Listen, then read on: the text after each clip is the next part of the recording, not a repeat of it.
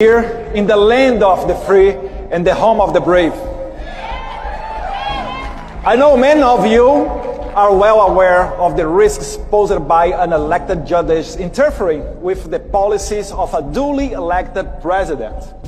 Even we have all heard Elon Musk call it out. We've all heard Vice President J.D. Vance sound the alarm.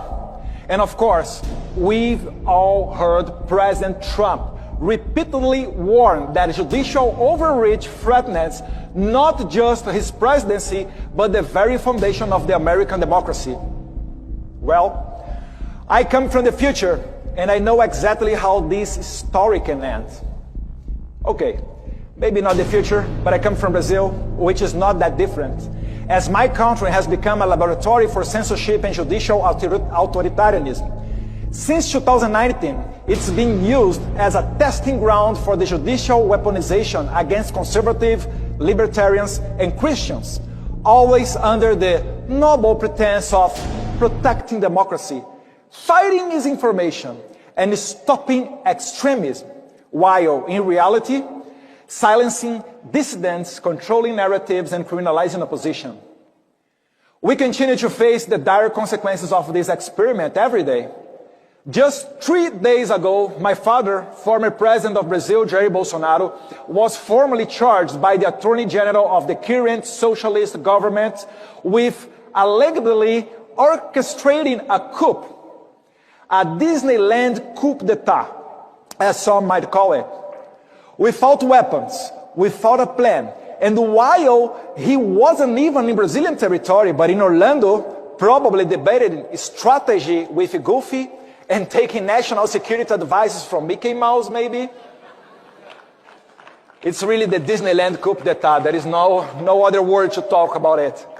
This baseless accusation, entirely devoid of evidence, is nothing more than a tool to neutralize political opposition. It mirrors the same tactics used against the opposition in Cuba, Venezuela, and Nicaragua. Yet in Brazil is perceived differently on the global stage because while its situation is in some ways even worse, the persecution is not spearheaded by the executive branch, but by the judiciary. And that makes it all the more dangerous. We are not talking about a dictatorship in the traditional sense. We are talking about a place where tyrants issue decrees and suppress opposition openly. No. In Brazil, the judicial system has been weaponized, creating an illusion of legality while systematically dismantling democracy from within. And guess who helped found this experiment? Right? Agencies like USAID and NED, institutions supposedly dedicated for promoting democracy, but in reality, channeling resources into censorship, judicial overreach, and political persecution in my country. Let me introduce to you a man named Alexandre de Moraes. He is not an elected official. He is a Supreme Court justice who has given himself unchecked power to decide who can speak, who can run for office, and even who can go to the prison. Under his watch, Brazil has become a country where social media platforms are forced to silence opposition voices or face billions in fines.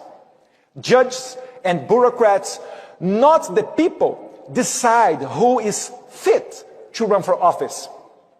Congressmen like Daniel Silveira are thrown into jail for so-called opinion crimes, receiving an outrageous sentence of 8 years and 9 months behind bars, simply for exposing his views in a video, a punishment more fitting of a totalitarian regime than a democracy. And, as I said, even the former president, Jair Bolsonaro, is at risk of being arrested on the same kind of bogus charges used against opposition leaders in Venezuela, Cuba, and Nicaragua. But it doesn't stop there. The judicial system has become an instrument for persecution at every level. Political parties that challenge the status quo are harassed and investigated, and some of their candidates are banned from competing fairly in elections. Independent journalists face exile or worse, imprisonment for exposing government corruption or criticizing the judiciary. Ordinary citizens who dare to express dissenting opinions on social media find themselves banned, fined, or even arrested. This is not democracy. This is a judicial overreach. This is lawfare. And this is what happens when courts are turned into political weapons against the will of the people. Why is it happening? Because Jair Bolsonaro currently leads all major polls outside the margin of error and is the only candidate capable of defeating the left in the 2026 election. If he is kept out of the race, Brazil will fall completely under China's influence. There is no doubt about that, and Brazil cannot be overlooked. With over 200 million people, the largest economy in Latin America, and a land mass nearly the size of the United States, its geopolitical and economic importance is undeniable. China recognized this and is actively working to pull Brazil deeper into its sphere of influence.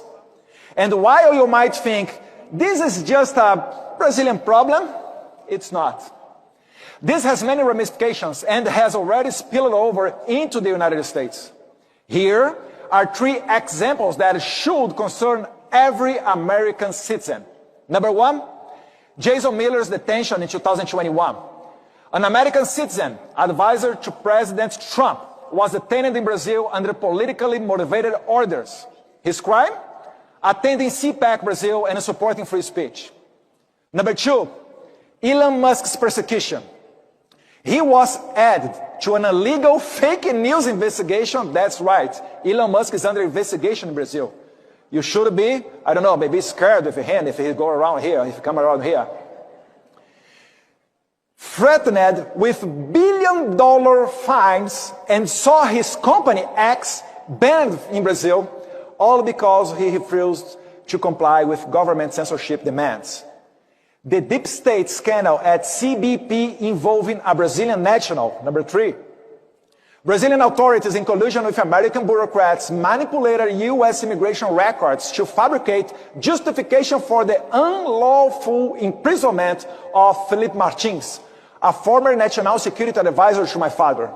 He was subjected to solitary confinement, psychological coercion, and inhuman treatment in an attempt to extract statements that could be used to incriminate President Bolsonaro. So, think about it. If they can detain and silence American citizens, if they can control a country as large as Brazil, if they can manipulate official U.S. government's records to imprison a political opponent abroad, what else they can do? What stops them from doing the same to help terrorists, drug cartels, or transnational criminals? And more importantly, if they could do all of this outside of the United States, what makes you think they wouldn't try to replicate it within? This has gone too far. And you, the American people, must pay attention, because what happened in Brazil is being used as a blueprint for judicial tyranny elsewhere, including right here in the United States. Ironically, as I said before, this experiment was partially funded by your taxpayer dollars, which means they will soon come back. They will come to recover that investment. But instead of teaching leftist judges how to destroy Trump, let it serve as a warning for the American people. Freedom is fragile. And once you let unelected judges dictate your democracy, it's only a matter of time before we wake up in a country where free speech, free elections, and even freedom itself are just distant memories. Brazil was a test. Now, thank you. I told you that you have Bolsonaro supporters here.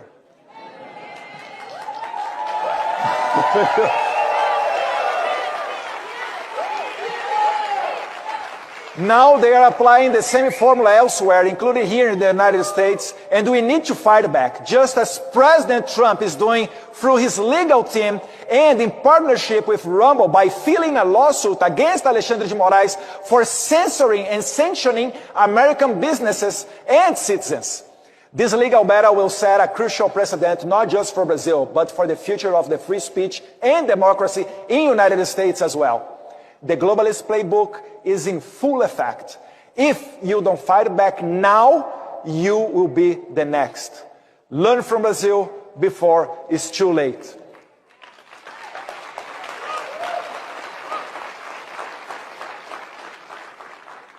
Thank you all, my friends. This is my message. Pray for my father. Pray for the Brazilians that are in prison now, our January 8th guys. We are asking for amnesty in the Congress, and we hope receive a lot of support from you outside of Brazil, because you know how it means. God bless America. God bless Brazil. Thank you very much. Thank you.